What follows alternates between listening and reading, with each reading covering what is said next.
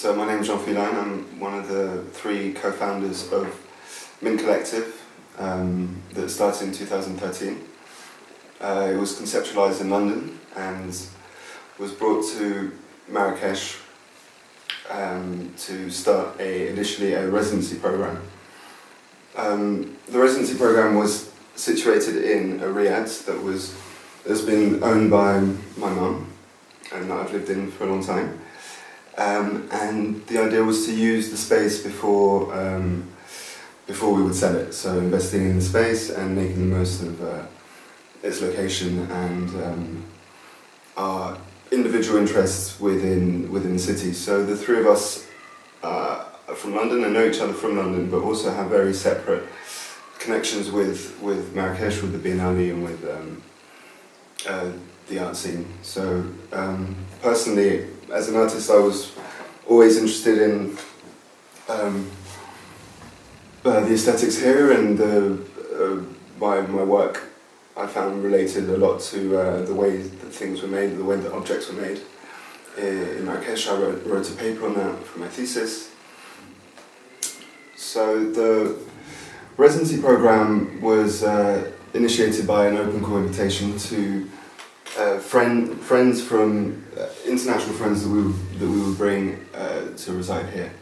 The reason for that was that we were still very new to the art scene here, so we didn't really know emerging artists or young artists. We ran 6 months of residency, in which we had 6 different residencies of 2 weeks each, in which we would invite the artists to come and stay. And work in a work-in-progress style of, first of all, discovering the Medina and being introduced to the Biennale, and then secondly, having their time to collaborate or cooperate with local craftsmen or local students or local associations. At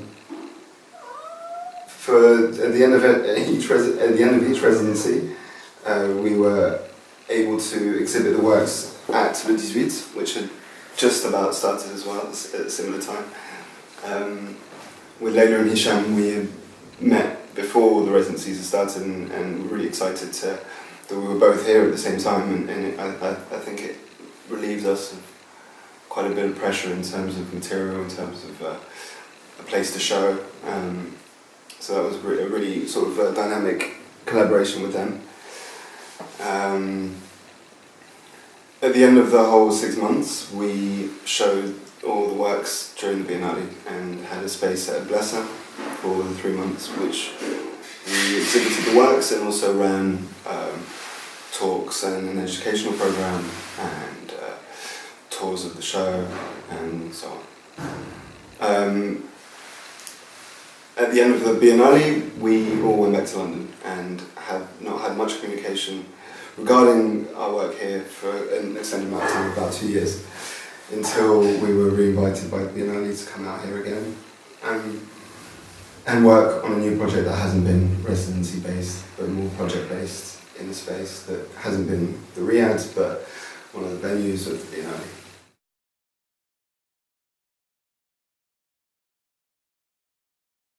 I guess at the beginning, I thought I would, as an artist, also have time to discuss and collaborate with the residents that were coming because of the way that we were running as an artist-run space. But soon enough, the 3 of us came to realise that we didn't have time to dedicate time to our own practice, that it had to be organisational. And so a lot of difficulty came in that. I guess a lot of questions of who's going to do what roles do we take, who's good at this, who's good at that. And on a practical level, I think a lot of the artists that came dedicated a lot of that time towards the crowdfunding, the silly things like Facebook and all the social media.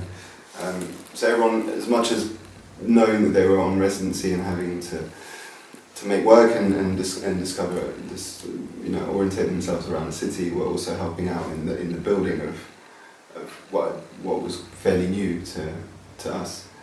It seems that here all the doors, very few doors are open, even if you go to Felline, when some of the doors closes, there's no real like access to just coming in, and like Cash Collect is very good at having that door open constantly.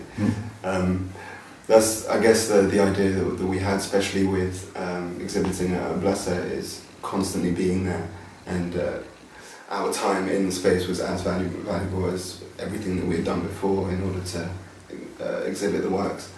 And again, working with associations allowed us to really integrate in the city. We were exhibiting in spaces that were not just here, and not just Le 18, and spaces that were made for that, but old cinemas, going to the industrial quarter, working with craftsmen. Things that seem easy to do. Oh great, I'm an artist, I'm going to come here and I'm going to be able to collaborate with craftsmen. It's actually very difficult to do that unless you're able to spend a lot of time to invest in that, which we had. We had stacks of time to meet them and gain each other's trust and so on. So it was, I think that was the most successful thing of doing this residency, was grounding ourselves in the city and really feeling like we were part of living here. The funding came very late, so we crowdfunded. So obviously the time of being on site, making a video, sending that out, and then the whole month of raising the money meant that everything was backlogged and we were spending out of our own pocket. And it was a great relief of having, we got more than we expected, and then all of a sudden having nearly too much money. What do we do with it? So it was fun. But I never expected to, or even imagined after graduating, to run a residency. But it just felt a really good thing to do here, instead of coming here as an individual and trying to situate myself. We all thought it would be a lot more interesting to come as a collective.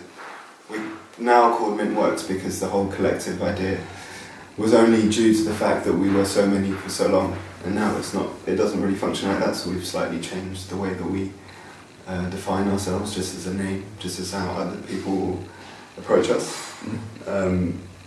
But yeah, again, putting a name to it is really difficult. We're still thinking of changing it and what it's going to be called and what it's going to be next.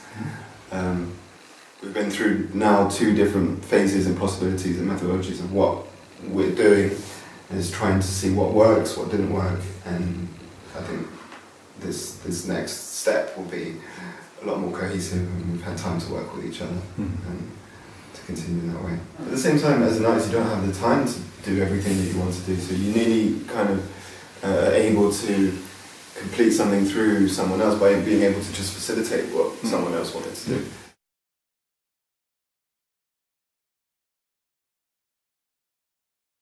I guess what we'd like to do next, and if the space permits, ideally we'd like to keep investing in this location and using it for a residency. It would be one project a year that would be fairly large, maybe extended on 3 or 4 months.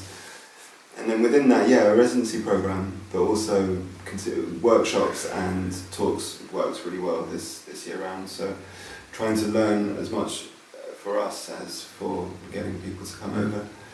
Also focusing on the emerging scene here a lot more now that we know young artists from these art schools, being able to invite them to come. Our relationship with the Biennale is tricky from the get-go because Florence's mother started it and she's part of that collective. So obviously we've always been conscious of that and been trying to be as sensitive as possible to it. Obviously that helping hand has been huge to us, so we can't neglect it, and we were, when they asked us to help with the whole beginning of the Biennale, we were really eager to do that. So I guess automatically we were kind of rooted in the Biennale in a sense. And again, this second time around, it's been purely during the Biennale, so that's why we were so eager to have this conversation of what can we do that's not the Biennale.